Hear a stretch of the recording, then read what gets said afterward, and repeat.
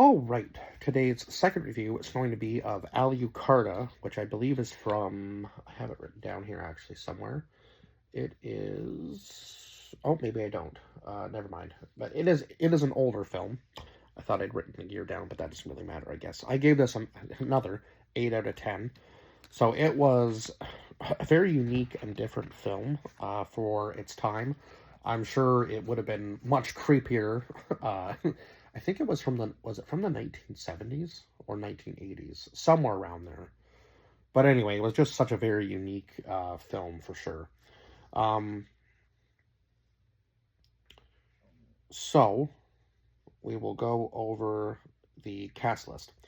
So, Claudio Brook, who played Dr. Ozek, and the hunchbacked gypsy. So yeah, like the weird creature that was kind of like in the forest, telling Alucarda and Justine like a whole bunch of different things. David Silva, who played Father Lazaro. Tina Romero, who played Alucarda and Alucarda's mother. Susan Kamani, who played Justine. Lily Garza, who played Daniela Ozek, who was the doctor's daughter. Tina French, who played Sister Angelica. Brigitta Sergskog, I want to say, played Mother Superior. Adriana Roel, who played Sister Germana. I feel like there was maybe, oh no, nobody else. That was the cast. So a very small cast. But yeah, the movie starts out, now, this is on Plex, so if you have Plex or you don't have Plex, Plex is free. So yeah, there's a lot of movies on there that maybe aren't available anywhere else. So I find Plex and Tubi are actually good for finding a lot of the older movies. Not all of them, but a lot of them. Some of them I've, crossed off because I'm just moving down the list. So I will try to continue, like I'm starting a new list, so I will try to continue to find all of these older movies. Hopefully, I might have to go to like Sam the Record Man or something to see if they can actually order me in some of them, because yeah, some of them are like impossible to find on any streaming service. And I know some of them say that they've been banned or something to like kind of, I guess, bring more hype to the film, but they're not really actually banned. It's so weird. So the movie opens up with a baby girl being born and the mother begging it for it to be protected and for it not to be taken away. So obviously the mother seems to have some sort of like worry already about what exactly is happening now. It looks like some sort of like almost like temple setting as to where this baby is being born. So again, like a very weird setting for a baby to be given birth to. And then I don't know, the mother starts like freaking out a little bit afterwards, like after the birth, almost like has been followed by something. So we go to, I guess, years later, with a girl named Justine is welcomed with open arms into a coven after her parents' death. So we don't really know how her parents passed away or anything. We just know that she is being welcomed into this coven with like open arms. So then it seems like right off the hop, Justine meets Alucarda and they become friends.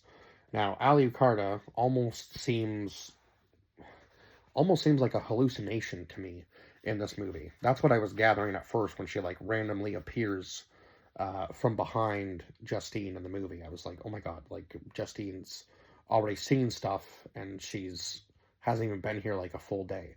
Now, Alucarda claims that she wants to show Justine all of these secrets, so she takes her all around to like all these different locations. And it's strange that Alucarda like knows where these are, and she kind of claims throughout the movie like she's been there before, like almost in like another life sort of thing.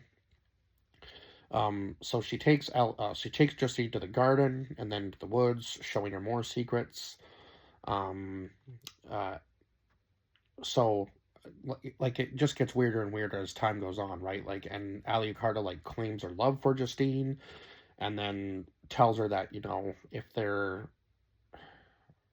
tells her that she has to die, but that there can be happiness like beyond death. So it's almost like she's like threatening her in like the same breath as like trying to be her friend. It's just a very strange like a very strange friendship, like right off the hop, and they seemed to be happy with one another, like almost immediately. It was just like they just clicked immediately. It was just so weird.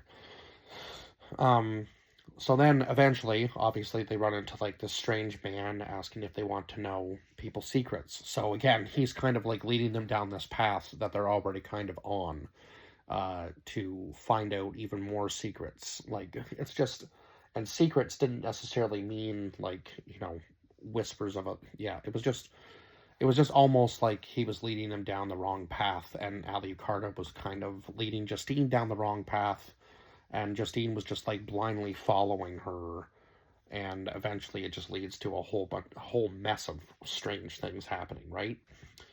Um, Now, eventually they buy an amulet to no. So yeah, strange man asking if they want to know people's secrets or buy an amulet to protect against demons.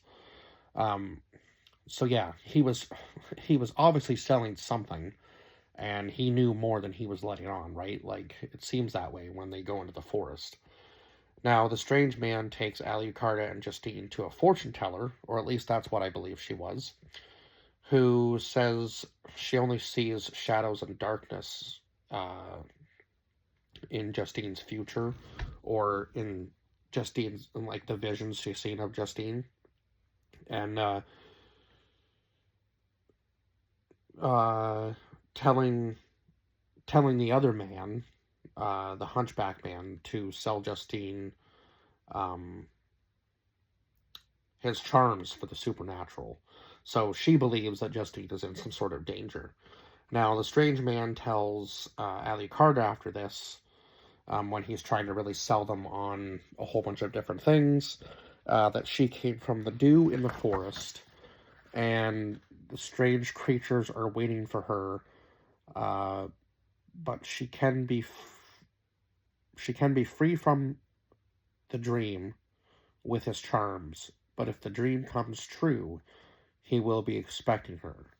So it was kind of like a very cryptic message, right? Like, I didn't really understand it completely. Like, it was almost like he was saying, she can be free from the dream with his help, but also if the dream, like, maybe if his stuff doesn't help her and the dream that he is expecting for her comes true, he'll be there waiting for her, sort of thing.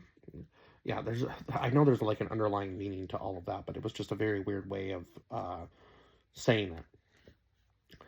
So eventually, I believe that Alucarda and Justine actually enter the temple, where she was born, and that's why she kind of feels at this point like she's been here before, in a sense, because potentially she was, right. Like, her mother possibly gave birth to her there.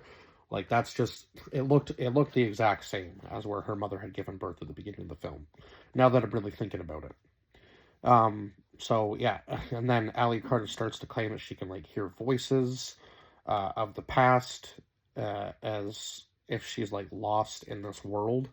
Like, so I'm not sure whether she feels like she should be in the past and she's lost here in like some sort of limbo in like the present, or whether she just feels lost because the voices are telling her that. Like, it's just very weird.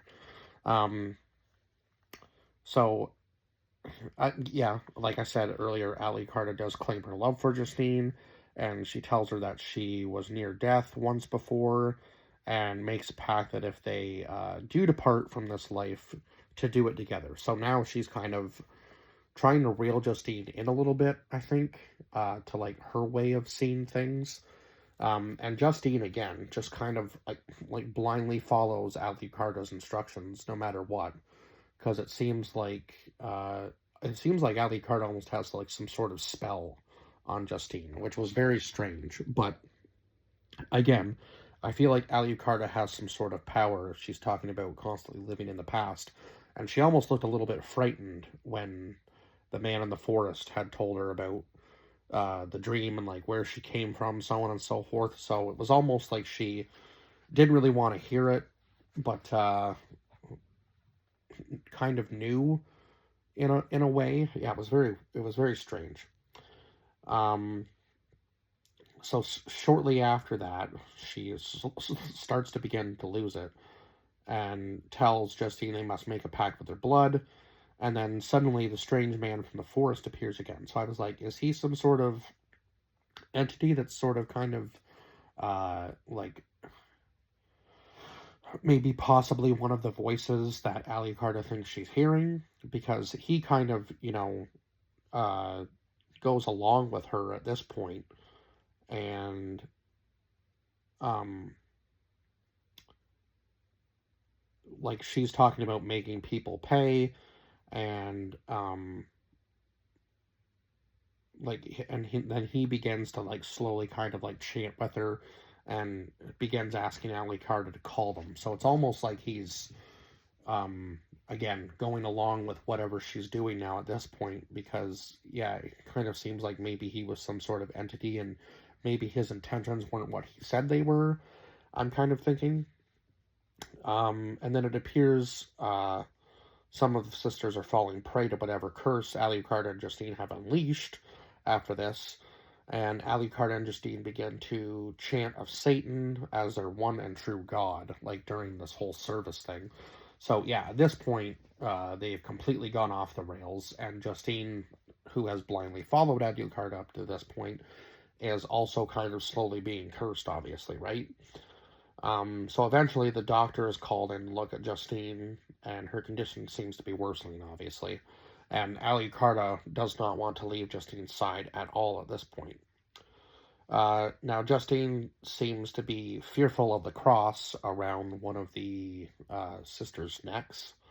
So, and then at this point, Alucarda has made her confession, saying that she doesn't really recall doing anything wrong, admitting her love for Justine uh, and life, like trying to say that like the church and whatever is trying to shut down their lives, and uh,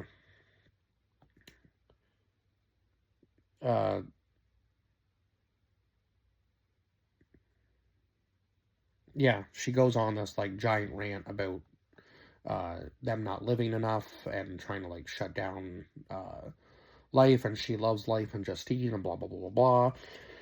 So the church believes that the only that only Satan could be responsible for Alucarda and Justine's behavior. Now, obviously, the church is going to believe that, right? Now, it almost seemed like maybe some sort of like witchcraft too, in a sense.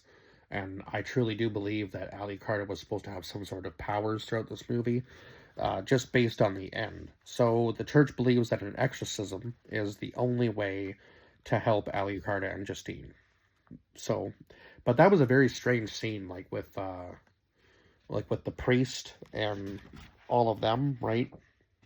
Um, sorry, with where is he? Where is he? With Father Lazaro, like they were all like whipping themselves and stuff, and then the one sister there starts to go a little bit crazy, like herself as well, and like almost protecting Justine and Alucarda. So it seemed like Alucarda's curse was kind of like slowly taking over everybody. Um,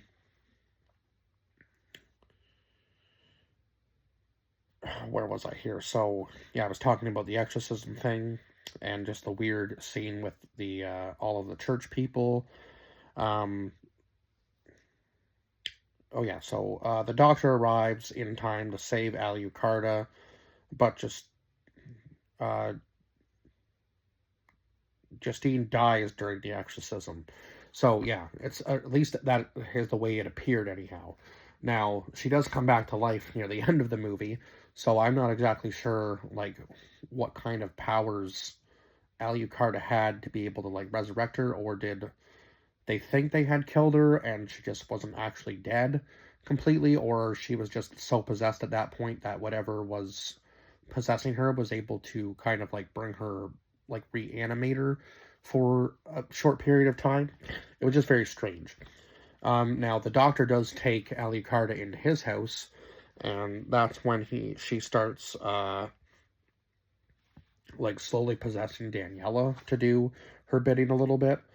Um, So one of the nuns who has died one of the nuns who has died comes back to life and has to be beheaded. So again, the curse seems to be fairly strong at this point. Like, and Lazaro just believes that that's the only way to deal with it, right? Is to just like the curse has to be ended somehow, and it seems the only way to do it is to kill the person that has been affected. At this point, I guess that was his way of looking at it, I suppose. Um, Now the doctor just then discovers why Alucarda was in the room with Justine and rushes home to save his daughter. But by that point, it's a little too late. Alucarda's already come back to the church, so she's somehow like they've crossed paths somewhere along the way. Just don't know exactly where. So the doctor, of course, has to rush back to the church at this point, and Alucarda has slowly started to. Oh, right. Alucarda has slowly started to kill everybody, but before that was when Justine had come back to life. And I think that was also in the temple too, right? Where the one nun opens the coffin and Justine pops out and like is completely just possessed at this point and just goes on like a rampage and tries to attack her.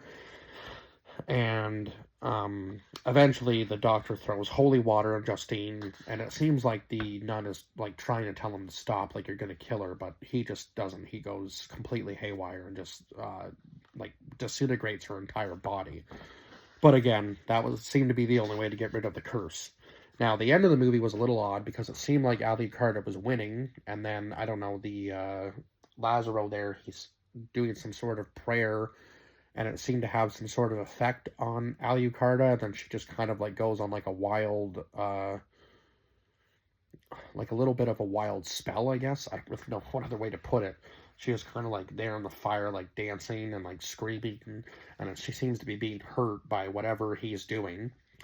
So she was killing everybody, obviously with the help of Daniela, and she ends up hurting Daniela in the process, and she feels bad about it. So I think at this point she's kind of like moved on from Justine and like slowly trying to like convince somebody else that she's in love with them, right? And that person just happened to be Daniela at this point in the film, anyway. So she is somehow defeated. I believe it was probably the prayer, and then she just kind of seems to like vanish into thin air. So I'm not sure whether like she was completely defeated or just his like the prayer was strong enough to at least take her away from that area and give them time to maybe build a little bit more of a defense against her. So again, that's kind of why I think maybe she was some sort of vision that they were seeing, some sort of like entity, and she wasn't actually really human, and maybe the man in the forest kind of knew that, and so he was controlling her a little bit like a puppet. There's so much speculation that you could do about this film. I could sit here and probably talk about it for 40 minutes, but I won't. um, but yeah, it was just a very unique film, and that's why I gave it an 8 out of 10. Just an enjoyable kind of like fun ride for a very older film, and not many films could probably pull a lot of this off today. Yeah, so it was just a very unique film, and yeah, just a very interesting kind of one of those ones where it's like open book at the very end of the movie. You can kind of like, I guess, speculate about what could have happened and why it happened. But yeah, I think it was the prayer that Lazaro did that probably ended up defeating her. Now, I don't know why nothing else was working up to that point, and maybe he discovered something along the way that was able to defeat Alucarda in that sort of sense, but yeah. Anyway, it was just a very interesting ending when she seemed to be winning so strongly, and then all of a sudden it was just like she was defeated fairly simply almost. But maybe there was more to it than I just missed it a little bit. But yeah, anyway, that's it for this review. I will see you guys in the next one. Bye bye for now.